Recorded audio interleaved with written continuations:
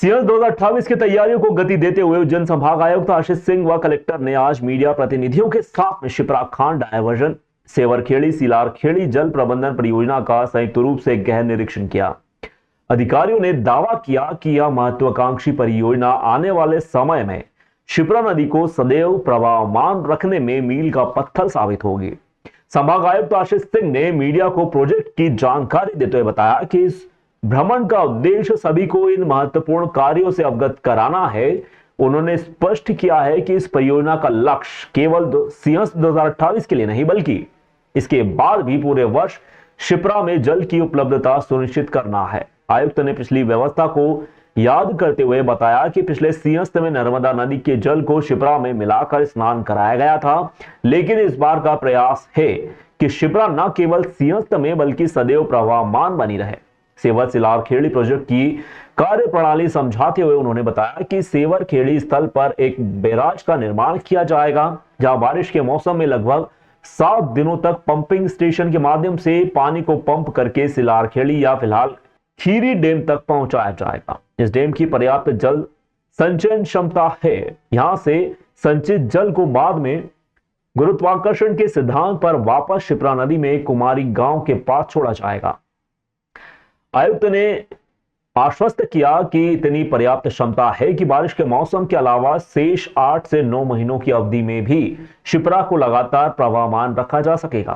के सभी साथियों के साथ में सिंहस्थ के लिए जो भी प्रोजेक्ट चल रहे हैं उनका भ्रमण किया जा रहा है और इस आशय से कि जितने भी काम चल रहे हैं उनकी जानकारी मीडिया के बंधुओं के माध्यम से सभी लोगों तक पहुंचे। और इसके अलावा जो सुझाव हैं, क्योंकि मीडिया के साथी लगातार पिछले सिंहस्थों में कवरेज भी करते रहे हैं और यहाँ के स्थानीय हैं, तो और क्या बेहतर व्यवस्थाएं की जा सकती हैं और अभी से जिन पे काम चालू करने की आवश्यकता है वो सुझाव भी आमंत्रित किए जा रहे हैं। अभी तक जो सेवरखेड़ी और सिलारखेड़ी का डैम है उसका विजिट कर लिया गया है। अभी जो कांडक परियोजना है उसका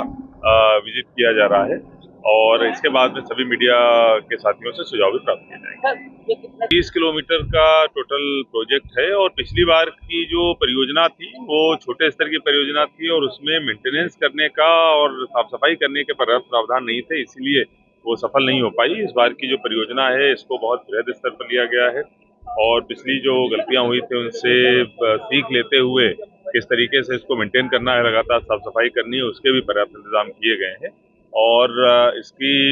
जो तय समय सीमा है 2027 के सितंबर तक पूरा होने की, उससे 3-4 महीने पहले हम लोग इसको परियोजना की प्रगति पर संतोष व्यक्त करते हुए आशीष सिंह ने कहा कि प्रोजेक्ट का काम काफी तेजी से चल रहा है। हम 2026 की बारिश के पानी से इसकी टेस्टिंग करेंगे।